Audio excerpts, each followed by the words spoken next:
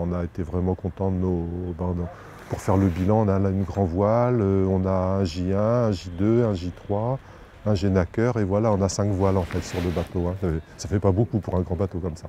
Par l'intermédiaire de... Ouais, de toute manière, dans des projets comme ça, il faut être très proche de l'équipe, parce qu'il faut vraiment être à l'écoute de ce qu'ils veulent.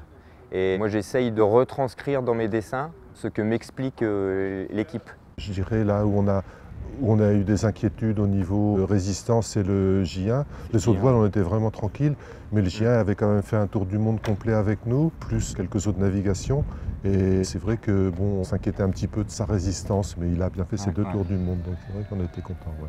Enfin, on a quand même commandé un 9 là. On a travaillé sur la structure pour être sûr que ça tienne dans le temps. D'ailleurs, on fait 2 tours du monde quand même.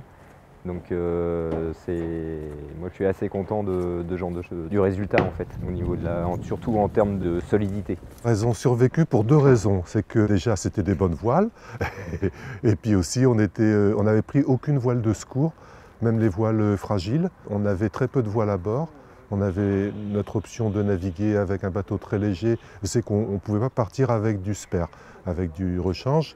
Et donc on a fait très attention à bien les rouler, à pas jamais les laisser claquer, toujours réduire quand il fallait, et pour les préserver, et puis aussi pour garder leur forme. Et puis c'est vrai qu'elles sont toutes arrivées en très bon état. C'est ça qui est génial, c'est qu'après 70 000 milles, la voile a toujours la même forme.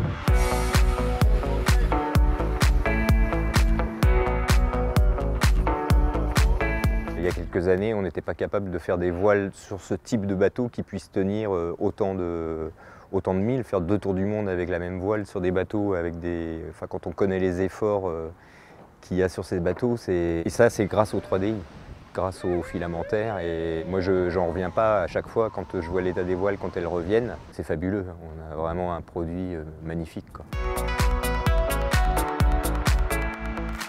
Alors les moments les plus intenses, il y en a eu beaucoup hein, sur 40 jours. Je dirais que c'est surtout dans le sud, à partir du moment où on est arrivé dans les 40e, en fait, on a eu une dépression qui nous précédait, on était en avant et là on arrivait à aller vraiment très vite. Hein, donc c'était des journées à presque 900 000, donc ça a été une dizaine de journées vraiment très fortes.